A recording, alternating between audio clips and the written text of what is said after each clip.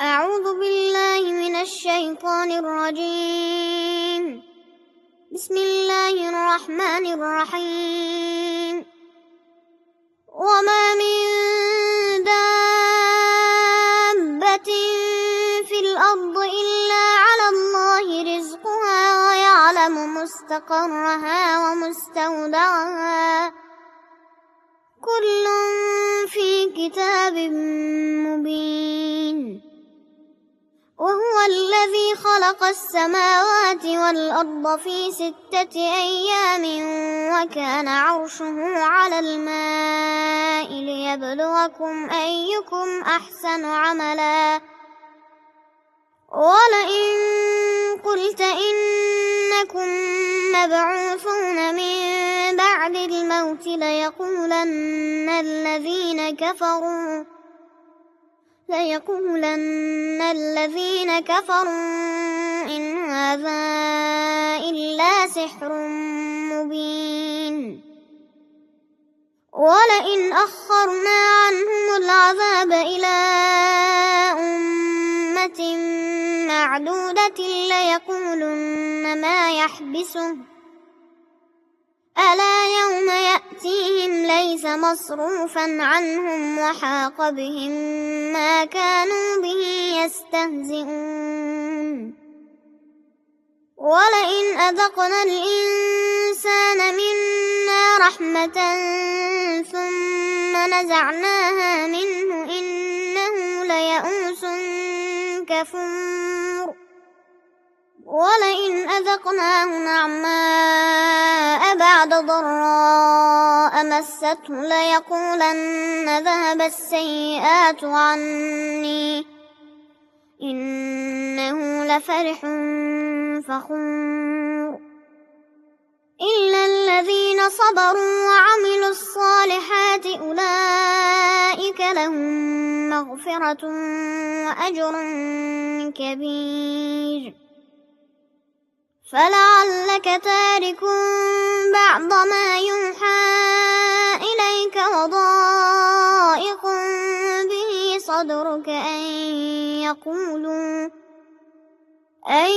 يقولوا لولا أنزل عليه كنز أو جاء معه ملك إنما أنت نذير والله على كل شيء وكيل. أم يقولون افتراه قل فأتوا ب10 سور مثله مفتريات وادعوا من استطعتم من دون الله إن كنتم صادقين. فإن لم يستجيبوا لكم فاعلموا أنما أنزل بعلم الله وأن لا إله إلا هو فهل أنتم مسلمون. من كان يريد الحياة الدنيا وزينتها نوفي إليهم أعمالهم فيها وهم فيها لا يبخسون. أولئك الذين ليس لهم في الآخرة إلا النار وحبط ما صنعوا فيها وباطل ما كانوا يعملون. أفمن كان على بينة من ربه ويتلوه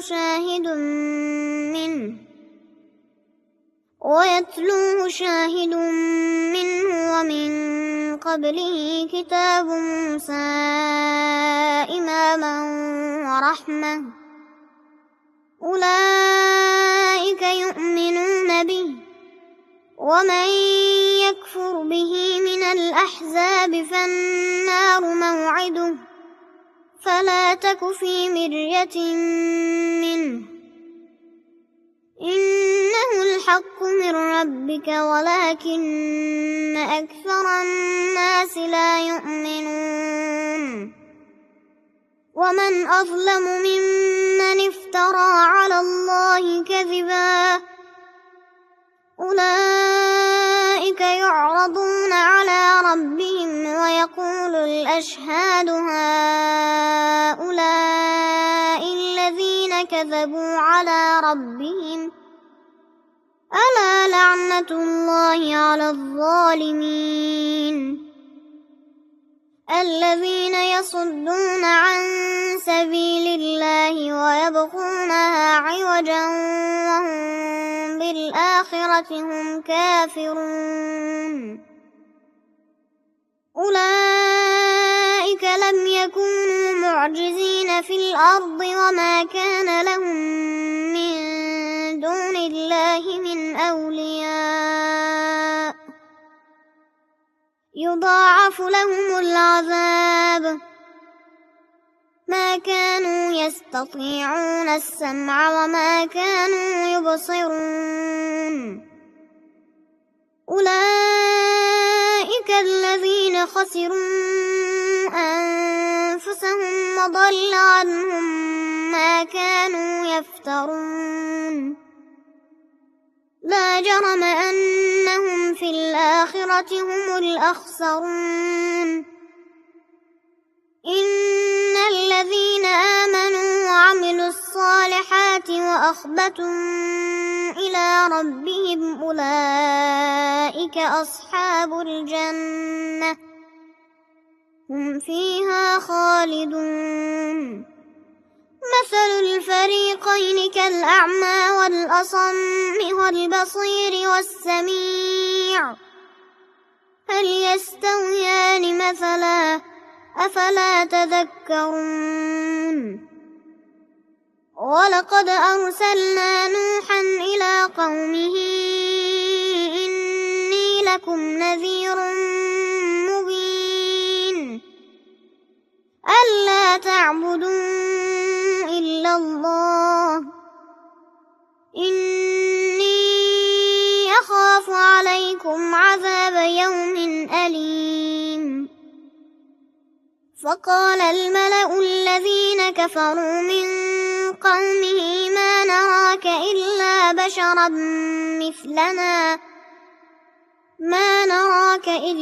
بشرا مثلنا وما نراك اتبعك إلا الذين هم أراذلنا بادي الرأي وما نرى لكم علينا من فضل بل نظنكم كاذبين قال يا قوم أرأيتم إن كنت على بينة من ربي وآتاني رحمة من عنده فعميت عليكم أنلزمكموها وأنتم لها كارهون ويا قوم لا أسألكم عليه مالا إن أجري إلا على الله وما أنا بطارد الذين آمنوا إنهم ملاقو ربهم ولكني أراكم قوما تجهلون ويا قوم من ينصرني من الله إن طردتهم أفلا تذكرون ولا أقول لكم عندي خزائن الله ولا أعلم الغيب ولا أقول إني ملك ولا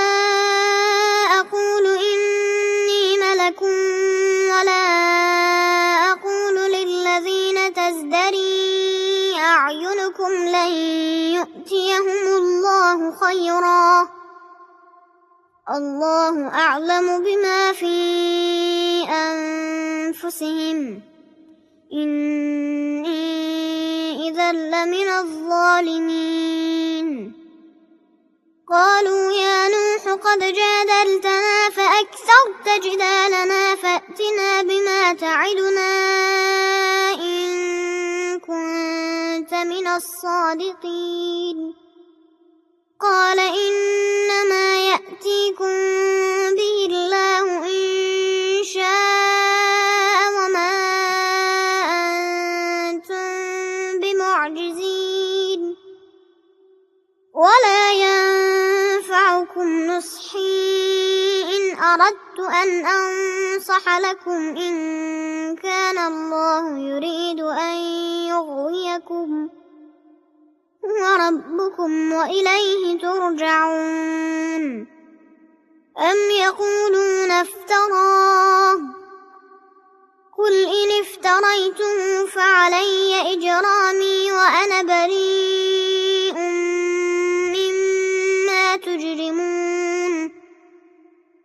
وأوحي إلى نوح أنه لن يؤمن من قومك إلا من قد آمن فلا تبتئس بما كانوا يفعلون واصنع الفلك بأعيننا ووحينا ولا تخاطبني في الذين ظلموا إنهم مغرقون ويصنع الفلك وكلما مر عليه ملأ من قومه سخروا منه قال إن تسخروا منا فإنا نسخر منكم كما تسخرون فسوف تعلمون من يأتيه عذاب يخزيه ويحل عليه عذاب مقيم حتى إذا جاء أمرنا وفارت النور قل نحمل فيها من كل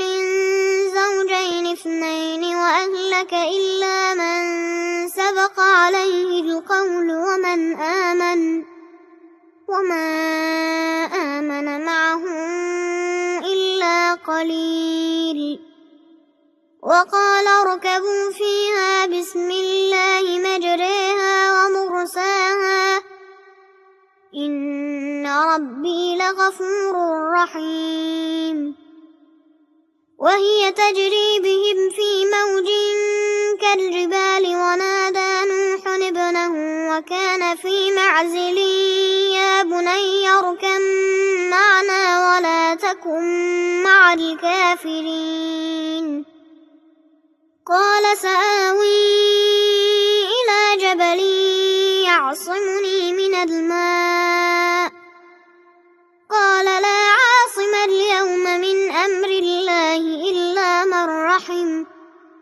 وحال بينهما الموج فكان من المغرقين وقيل يا أرض ابلعي ماءك ويا سماء أقلعي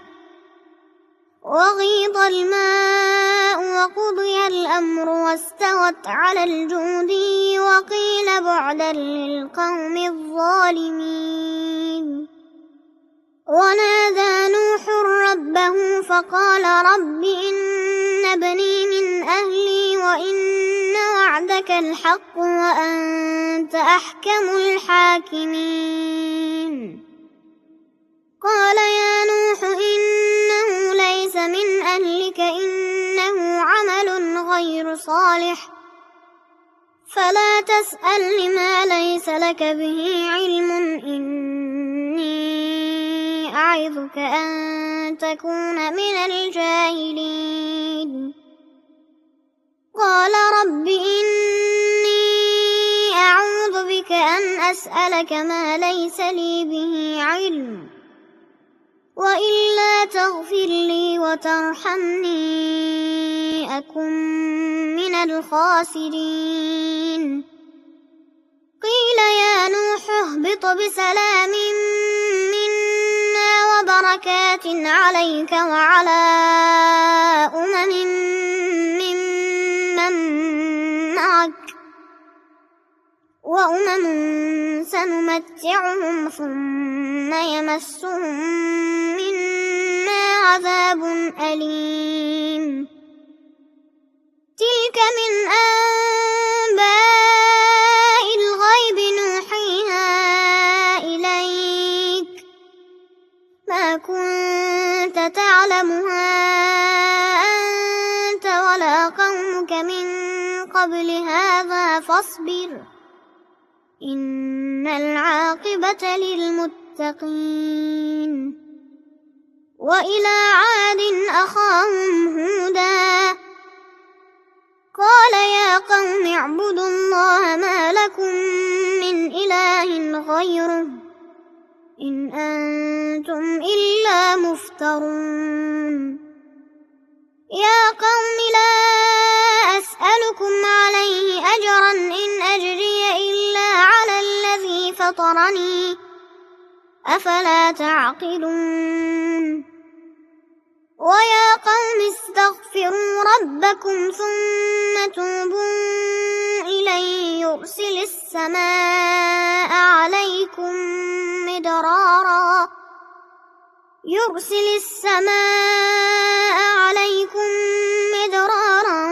ويزدكم قوة إلى قوتكم ولا تتولوا مجرمين قالوا يا هود ما جئتنا ببينة وما نحن بتاركي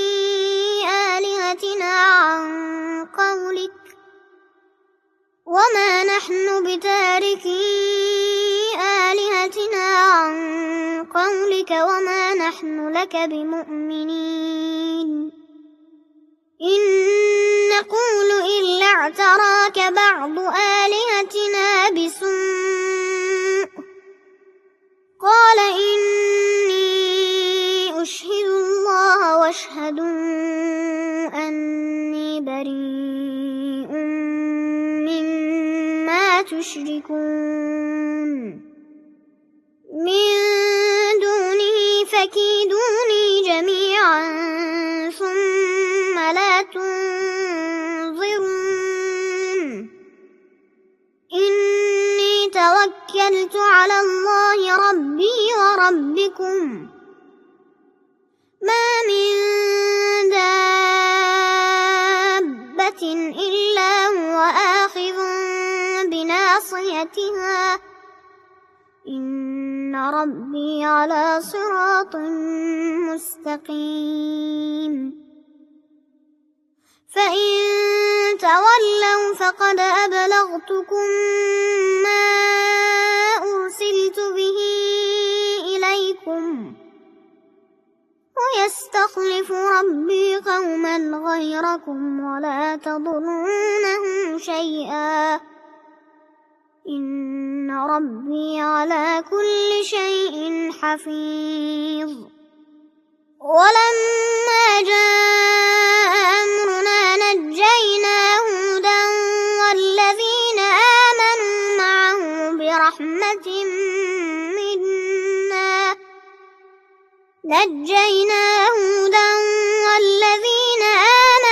معه برحمة منا ونجيناهم من عذاب غليظ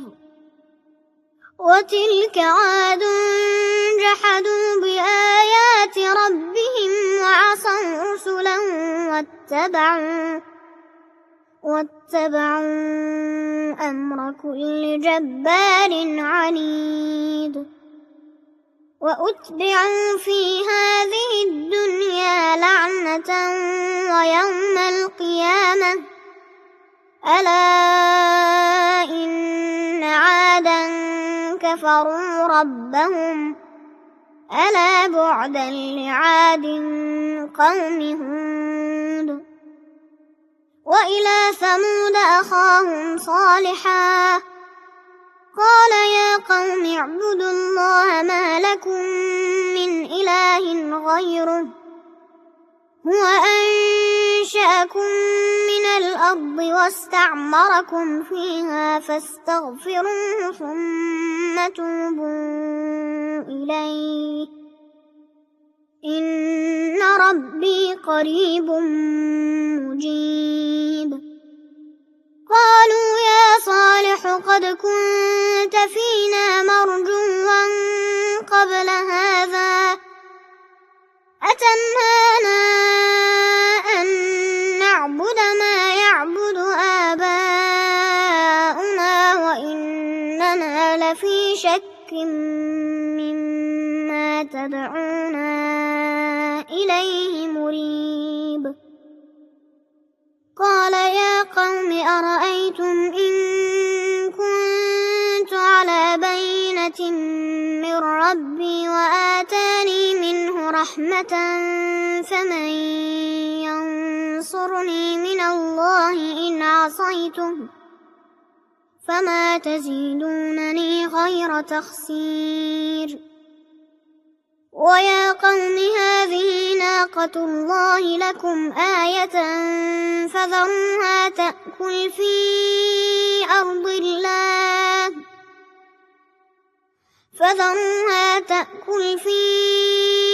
أرض الله ولا تمسوها بسوء فيأخذكم عذاب قريب. فعقروها فقال تمتعوا في داركم 3 أيام ذلك وعد غير مكذوب. فلما جاء أمرنا نجينا صالحا والذين آمنوا معه برحمة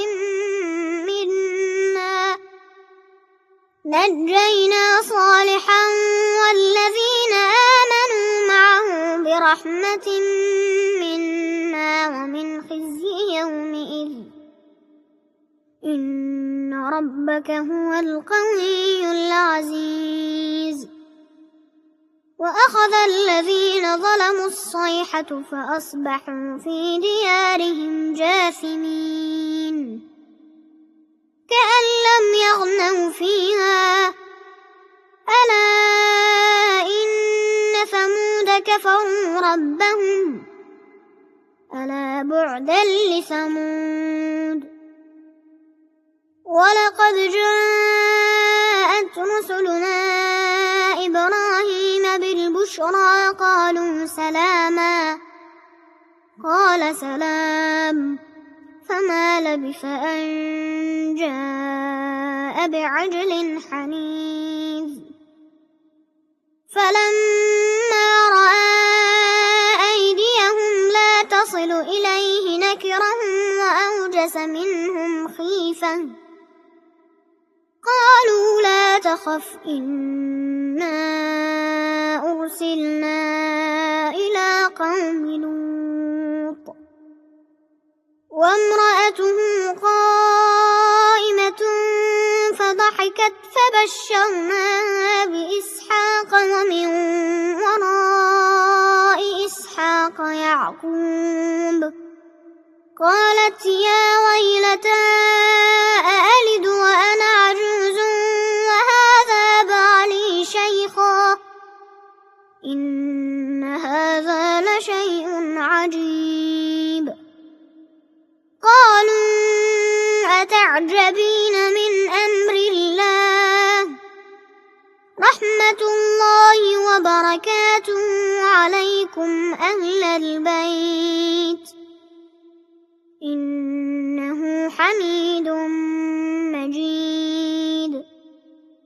فلما ذهب عن إبراهيم الروع وجاءته البشرى يجادلنا في قوم لوط إن إبراهيم لحليم أواه منيب. يا إبراهيم أعرض عن هذا إنه قد جاء أمر ربك وإنهم آتيهم عذاب غير مردود. ولما جاءت رسلنا لوطا سيء بهم وضاق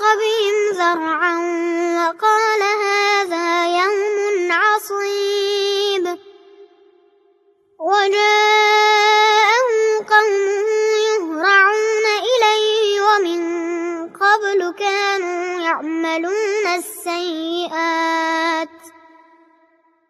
قال يا قوم هؤلاء بناتي هن أطهر لكم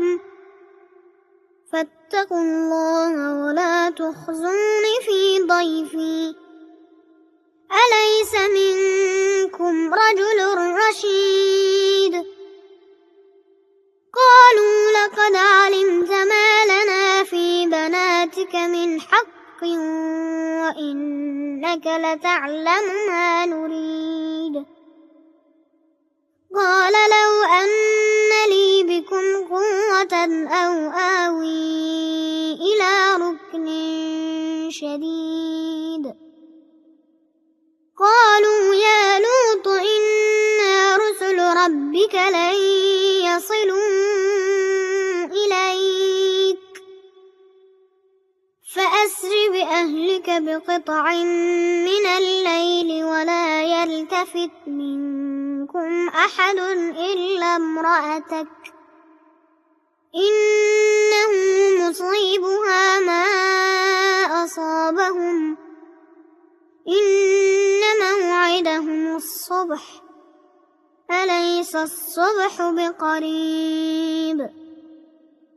فلما جاء أمرنا جعلنا عاليها سافلها وأمطرنا عليها حجارة من سجيل منضود مسومة عند ربك وما هي من الظالمين ببعيد. وإلى مدين أخاهم شعيبا قال يا قوم اعبدوا الله ما لكم من إله غيره ولا تنقصوا المكيال والميزان إني أراكم بخير وإني أخاف عليكم عذاب يوم محيط. ويا قوم أوفوا المكيال والميزان بالقسط ولا تبخسوا الناس أشياءهم ولا تعثوا في الأرض مفسدين بقية الله خير لكم إن كنتم مؤمنين وما أنا عليكم بحفيظ. قالوا يا شعيب أصلاتك تأمرك أن نترك ما يعبد آباؤنا أو أن نفعل في أموالنا ما نشاء إنك لأنت الحليم الرشيد. قال يا قوم أرأيتم إن كنت على بينة من ربي ورزقني منه رزقا حسنا وما أريد أن أخالفكم إلى ما أنهاكم عنه إن أريد إلا الإصلاح ما استطعت وما توفيقي إلا بالله عليه توكلت وإليه أنيب. ويا قوم لا يجرمنكم شقاقي أن يصيبكم مثل ما أصاب قوم نوح أو قوم هود أو قوم صالح وما قوم لوط منكم ببعيد. واستغفروا ربكم ثم توبوا إليه إن ربي رحيم ودود. قالوا يا شعيب ما نفقه كثيرا مما تقول وإنا لنراك فينا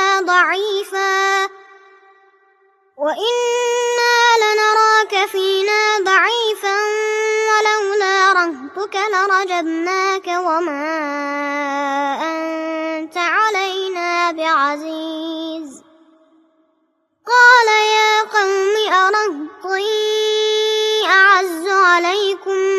من الله واتخذتموه وراءكم ظهريا إن ربي بما تعملون محيط. ويا قوم اعملوا على مكانتكم إني عامل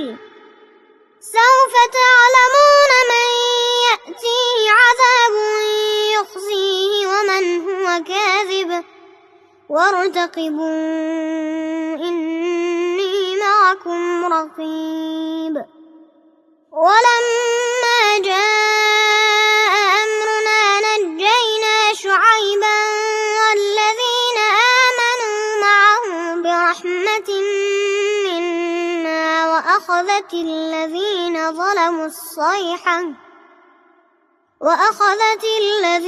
ظلموا الصيحة فأصبحوا في ديارهم جاثمين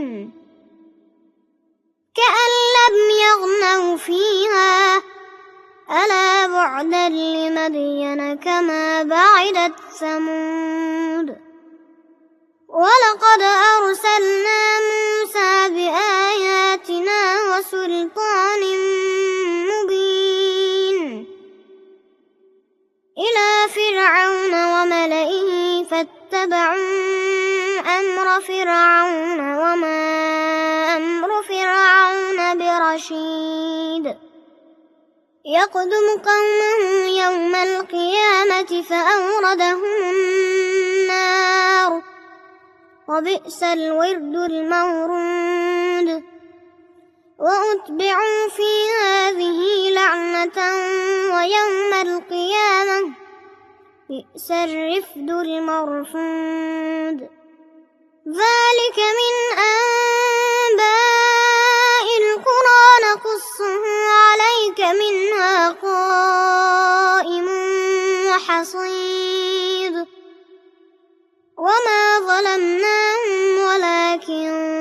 ظلموا أنفسهم فما أغنت عنهم آلهتهم التي يدعون من دون الله من شيء لما جاء أمر ربك وما زادوهم غير تتبيب. وكذلك أخذ ربك إذا أخذ القرى وهي ظالمة إن أخذه أليم شديد. إن في ذلك لآية لمن خاف عذاب الآخرة ذلك يوم مجموع له الناس وذلك يوم مشهود. وما نؤخره إلا لأجل معدود. يوم يأتي لا تكلم نفس إلا بإذنه فمنهم شقي وسعيد. فأما الذين شقوا ففي النار لهم فيها زفير وشهيق خالدين فيها ما دامت السماوات والأرض إلا ما شاء ربك إن ربك فعال لما يريد. وأما الذين سعدوا ففي الجنة خالدين فيها ما دامت السماوات والأرض إلا ما شاء ربك عطاء غير مجذوذ. فلا تك في مرية مما يعبد هؤلاء ما يعبدون إلا كما يعبد آباؤهم من قبل وإنا لموفوهم نصيبهم غير منقوص ولقد آتينا موسى الكتاب فاختلف فيه ولولا كلمة سبقت من ربك لقضي بينهم وإنهم لفي شك منه مريب وإن كلا لما ليوفينهم ربك أعمالهم إنه بما يعملون خبير فاستقم كما أمرت ومن تاب معك ولا تطغوا إنه بما تعملون بصير ولا تركنوا إلى الذين ظلموا فتمسكم النار وما لكم من دون الله من أولياء ثم لا تنصرون وأقم الصلاة طرفي النهار وزلفا من الليل إن الحسنات يذهبن السيئات ذلك ذكرى للذاكرين واصبر فإن الله لا يضيع أجر المحسنين فلولا كان من القرون من قبلكم أولو بقية ينهون عن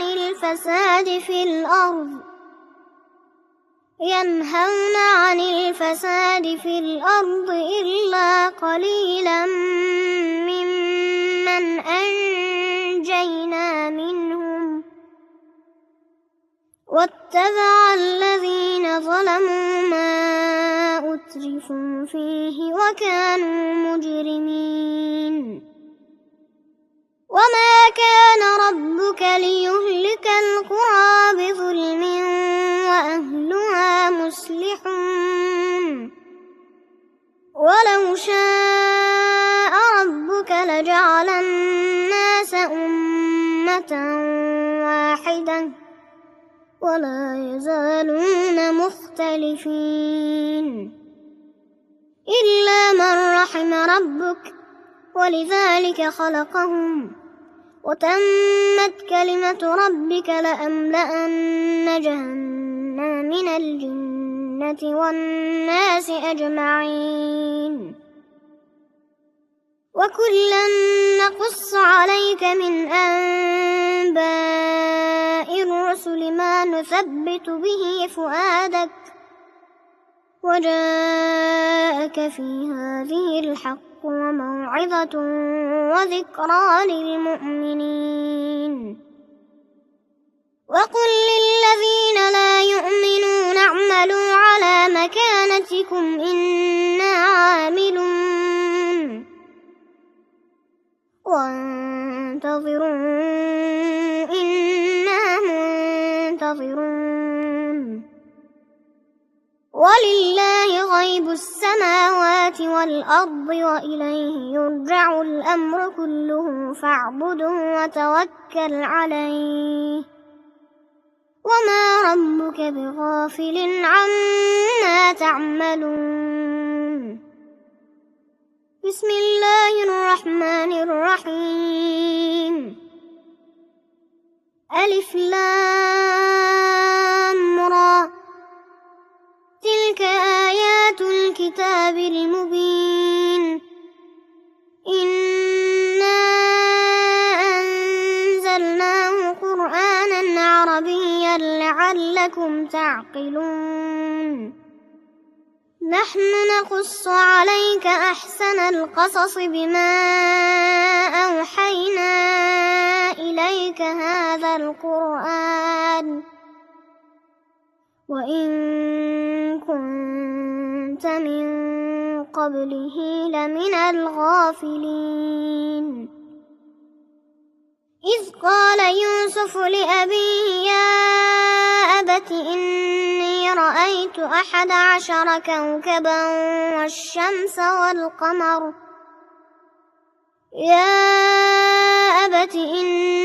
رأيت 11 كوكبا والشمس والقمر رأيتهم لي ساجدين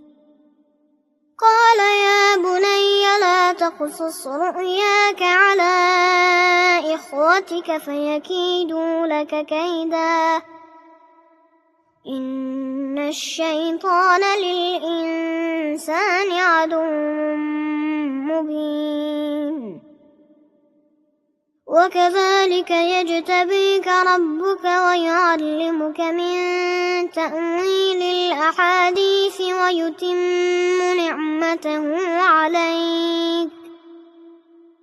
ويتم نعمته عليك وعلى آل يعقوب كما أتمها على أبويك من قبل إبراهيم وإسحاق إن ربك عليم حكيم لقد كان في يوسف وإخوته آيات للسائلين إذ قالوا ليوسف وأخوه أحب إلى أبينا منا ونحن عصبة إن أبانا لفي ضلال مبين اقتلوا يوسف أو اطرحوه أرضا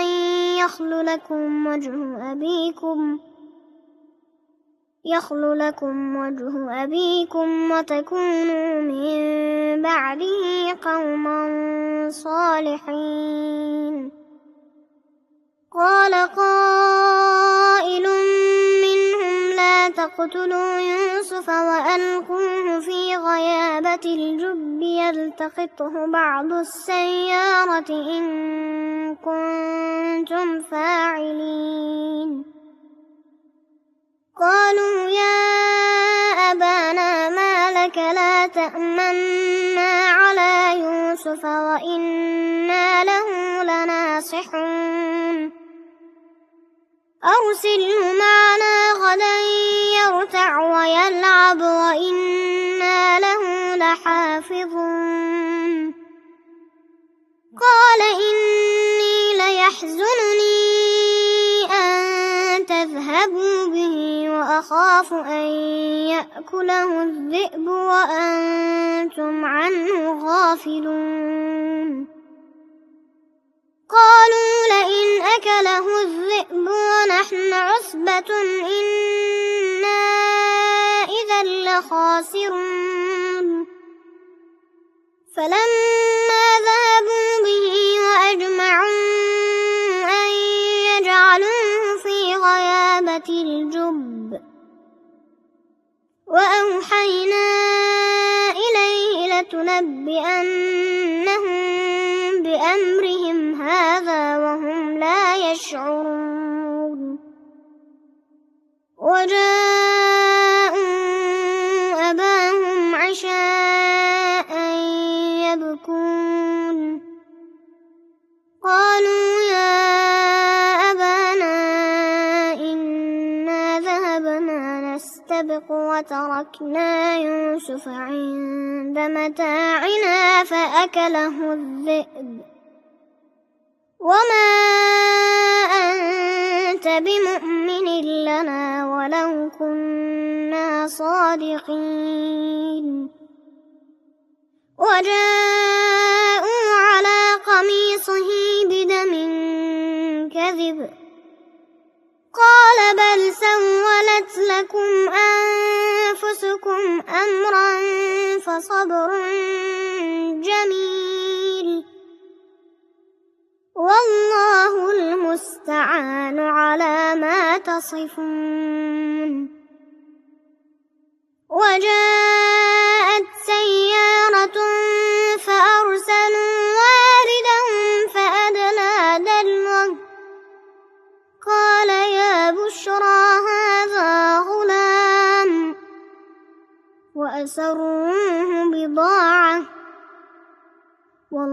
والله عليم بما يعملون وشروه بثمن بخس دراهم معدودة وكانوا فيه من الزاهدين وقال الذي اشتراه من مصر لامرأته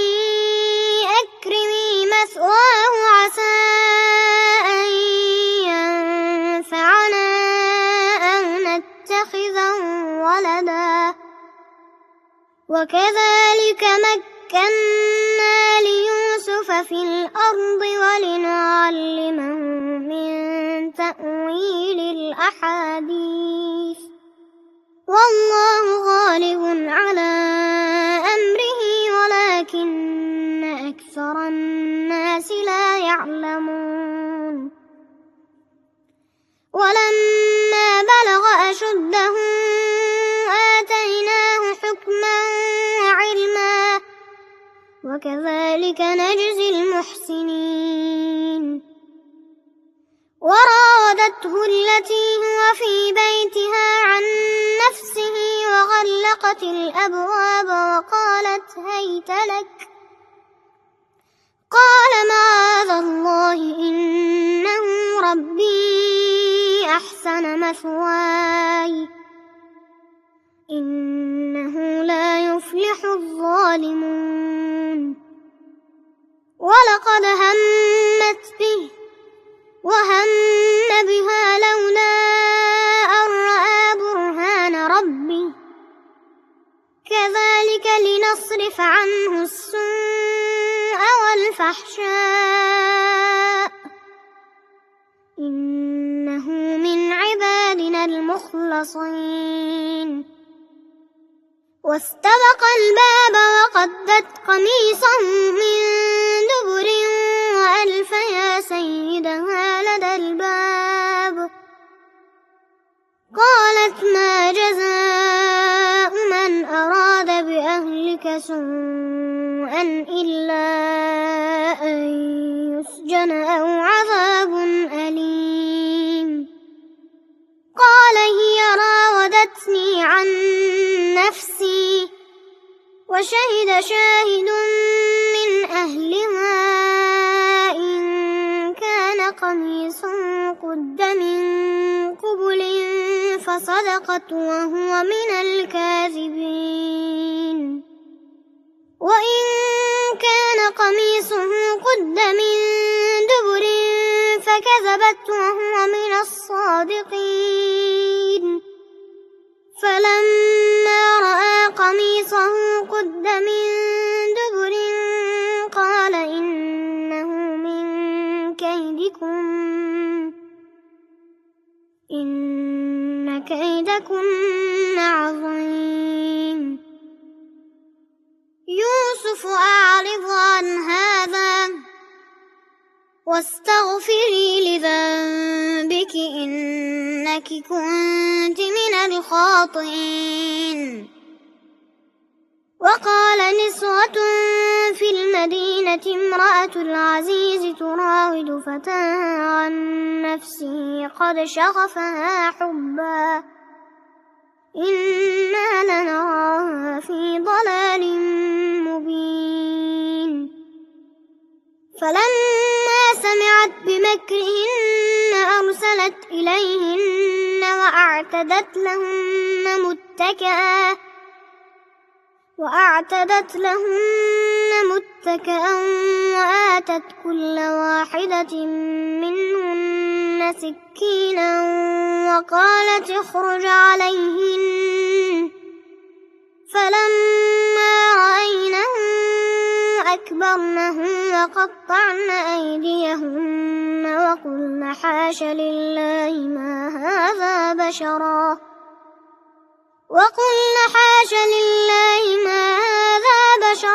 إن هذا إلا ملك كريم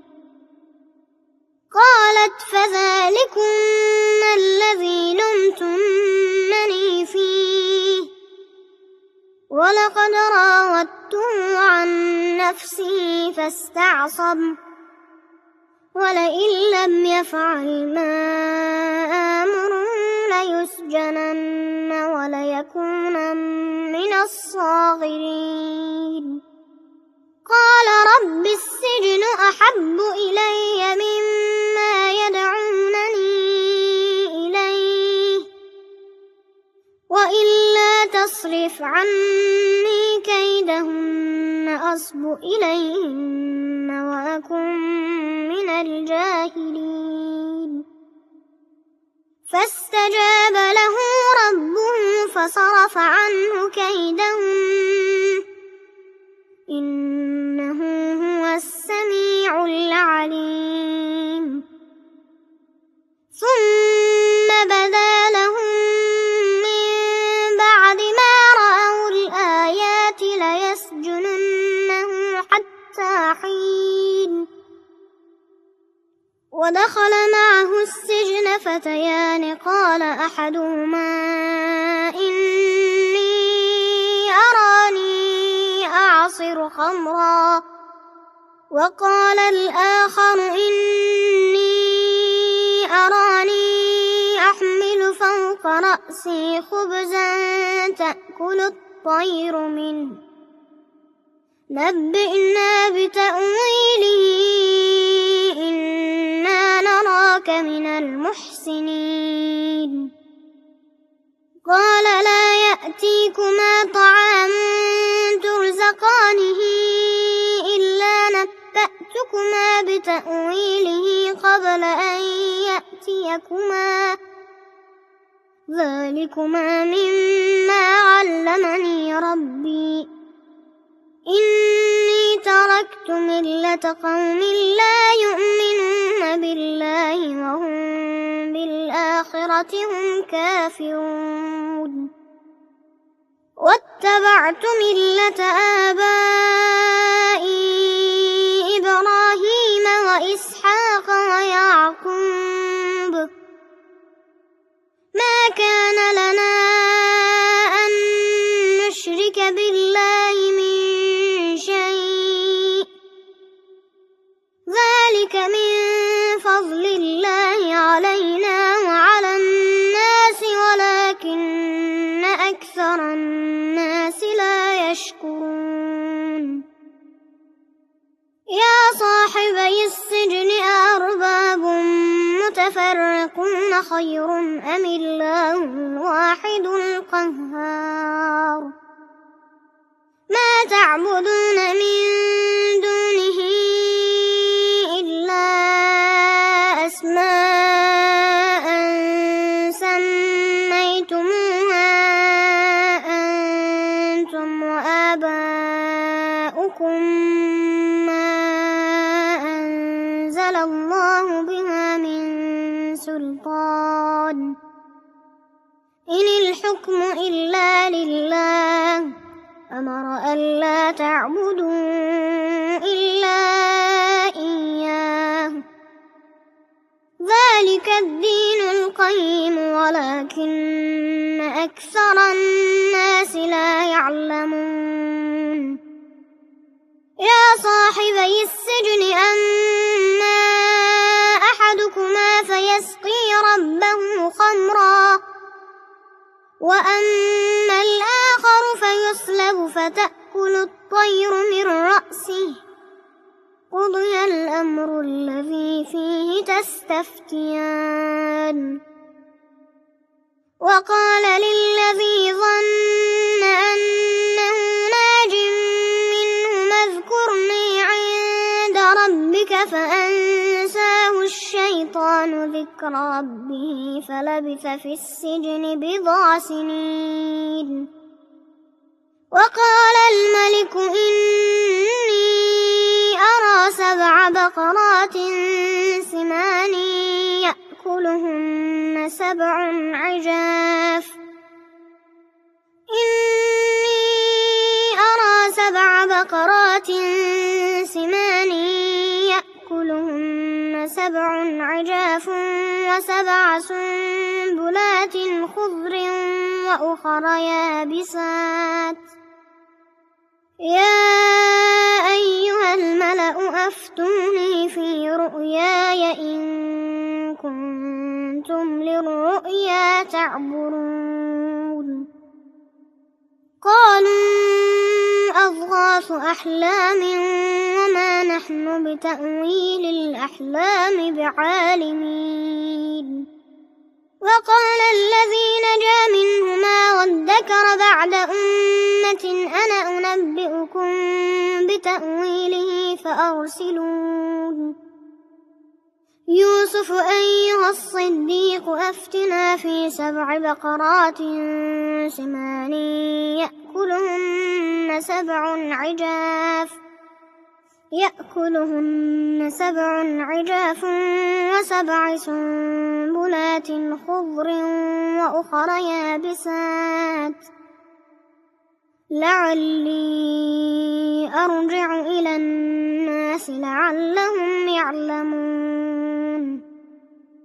قال تزرعون 7 سنين دأبا فما حصدتم فذروه في سنبله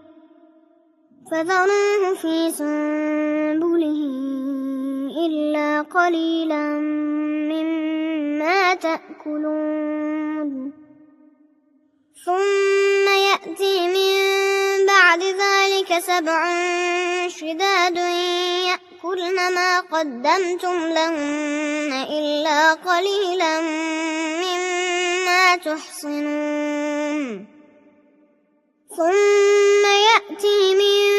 بعد ذلك عام فيه يغاث الناس وفيه يعصرون